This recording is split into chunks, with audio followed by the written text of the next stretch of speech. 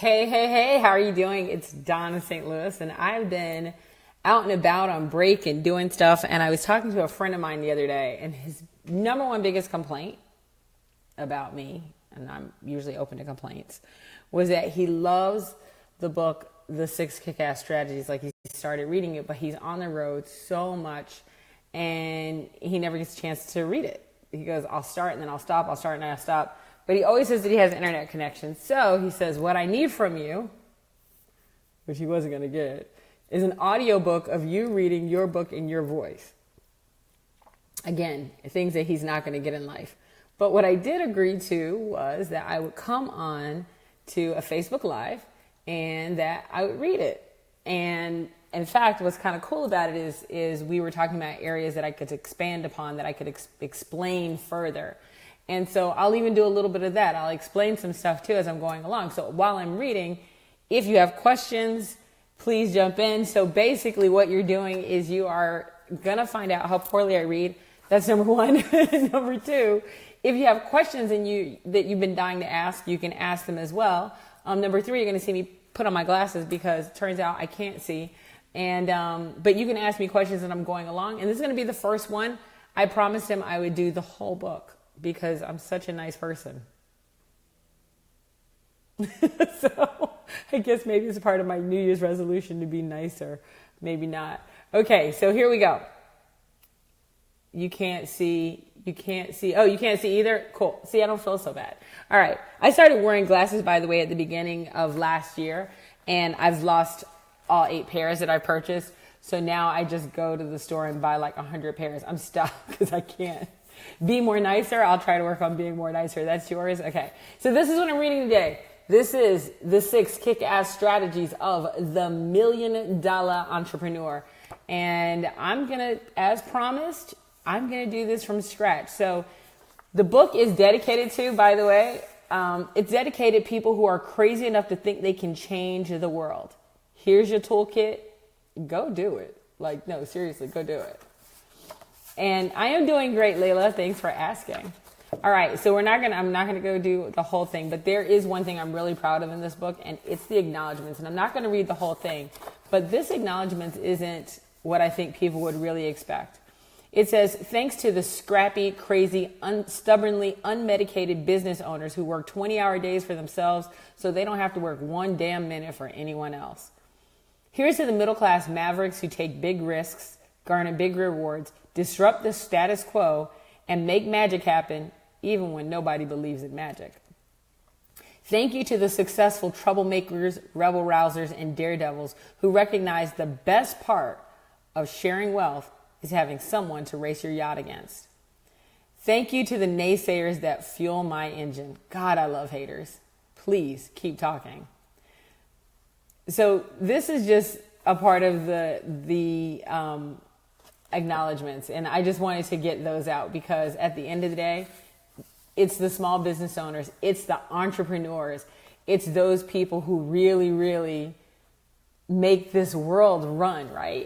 It's those people, and I love them because they're like, let's do it. And what I wanted to do was give them a toolkit so that we could have more success stories and less failures. All right, so the introduction. Here's the introduction. Thanks, Brad. Here's the intro. This book, it's a warning label. My introduction is a warning label. Will not suddenly transform you into a millionaire. Not today, not tomorrow, not ever. And none of the information in this book comes from a higher power that will suddenly endow you with the sorcery required to pull a rabbit out of the hat. There's no magic here. There isn't. To grow your business, you got to crack open a can of spinach, boost your courage, and run head first at the next giant hurdle like a dog with its head on fire and a bull with a really hard head. And that's the thing. People are always looking for the magic pill, the magic potion. There isn't magic. I can give you all the information in the world, but you really have to do the hard work. This book is an income building, busyness eradicating, get your shit together on a daily basis business advice tool, which is to say that it contains information that entrepreneurs have used to start, build, run, grow, and repeat business success. The trio of tools are a perfect trifecta needed to build a solid business foundation, spark strategic action towards business stability, and guidance for well-defined business improvement and continuous growth. So the first tool is the blueprint. It's a framework, and it's just that. It's just a framework. It's where you map your business. And when you map your business to the simple 12-point blueprint, you get Superman level X-ray vision into those pain in the ass blind spots that are killing your profit margin. And it works just that simply. Then there's the Daily Six. Now, the Daily Six delivers actionable daily strategies so you can prioritize what matters most every day. And that's actually making money. Finally, Kaizen, the last tool, provides insight into what works, what doesn't, what you should do next to work smarter and not harder. It's basically what you should start doing, stop doing, and keep doing on a regular basis. And in this, by following this, you can ultimately live the life and grow the business you deserve. Hey, Sharon. Hey, Jessica. I'm glad you guys. So I'm reading today from the 6 Strategies of the Kick-Ass Entrepreneur from my friend, by the way, who's on the road and always has begged me to do an audiobook. And since I haven't in over a year, I told him I would read it to him.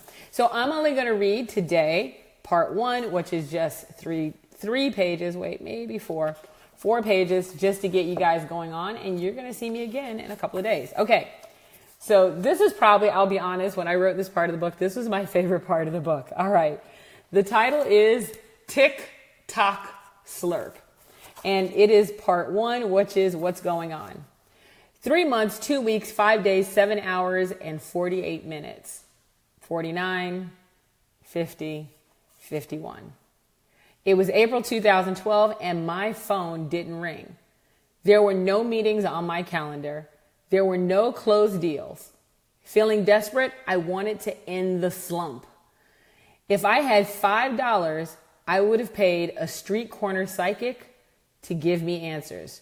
Sure, they couldn't accurately predict the weather during a thunderstorm, but maybe they could tell me when my dry spell would end.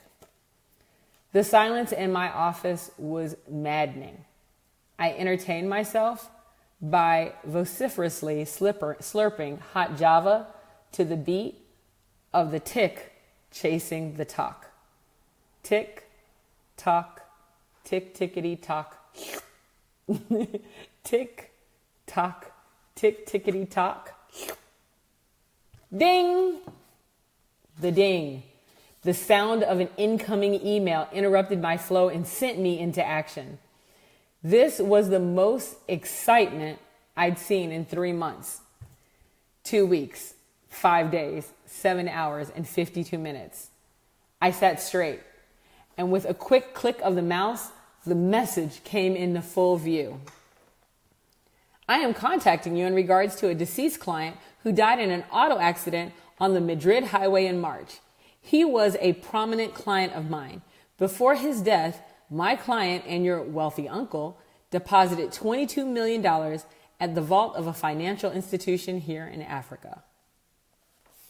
All I had to do was send some personal information along with my bank account numbers, and they would transfer money within 2 days.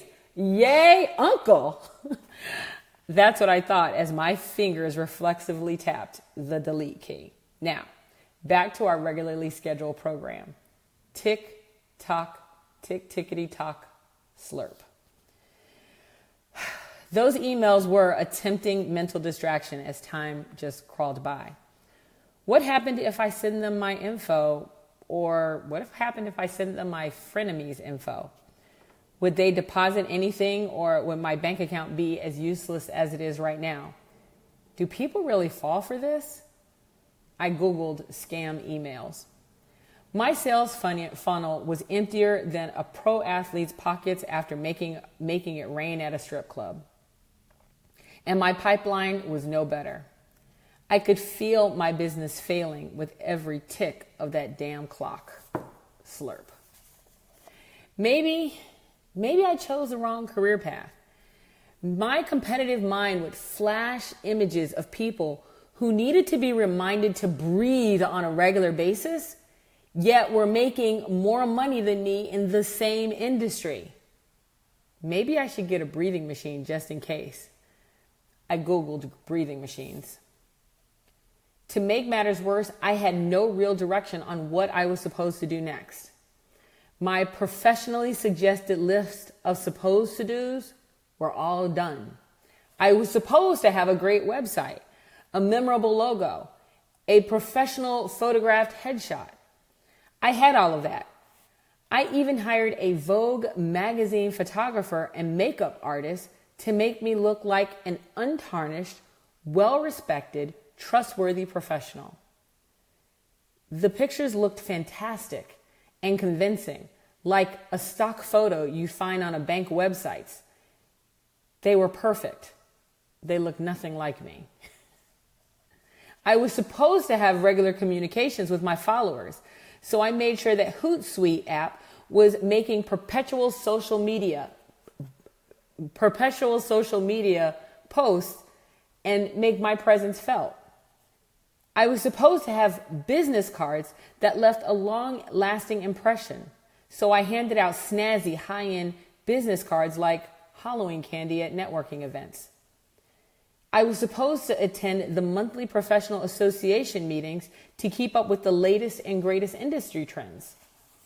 I became a board member and soon discovered how much better everyone else claimed that they were doing. I did all the to-dos except for one: hire a business coach. There had to be someone out there who could give me a cure to the funnel dryness that didn't involve squeezing KY jelly into my pipeline. Within a few minutes of checking my professional social media group, the referrals came in. Janice Crooner. She was the one. After a few lightweight vetting phone calls, I shelled out $4,800 for a Midwestern encounter with a pipeline profit-producing power player. I was excited. But 30 days after our initial call, short $5,000 and no new direction, I was back on the East Coast of the U.S., slurping coffee to the tick-tickety-tock yet again. Janice had good information, but it wasn't anything I didn't already know, hadn't read on her website, or hadn't heard on her CD. There was no magic bullet from the Midwest, nothing. After 4 months, 3 weeks, 6 days, 10 hours, and 31 minutes, my sales funnel was still drier than a stale bread and sandpaper sandwich. I soon realized that following someone else's trampled trail leads to slim pickings and crappy leftovers. It was time to get a horse, a torch, and blaze my own trail. How many times haven't we all been there, right? I mean, we are doing everything. We're investing in everything. We're hoping, and that's, by the way, that's part 1. Tomorrow I'll read chapter 2. People do so much. They just chug money into everything, and what they're looking for is magic. And what people unfortunately are promising is magic. And that's a problem. Magic. They're looking for magic and they're promising magic. And that's one of the big things that even when I got into this business where I started working with entrepreneurs, one of my catalysts, because I used to tell people all the time that I don't coach, one of my catalysts was, I'm never going to give you magic. I'm not.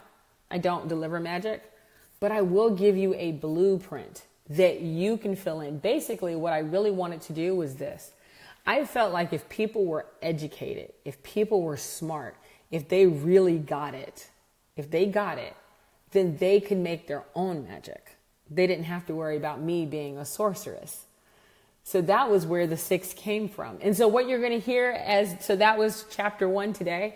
What you're going to hear tomorrow when we start talking about chapter 2 is a little bit more about self-analysis, how I figured out what I needed and what I did to move forward. So I hope you guys enjoyed chapter 1. I hope you enjoyed the introduction. Tomorrow, you will hear all about chapter 2. My name is Dawnna St. Louis, and I look forward to talking to you soon. Later.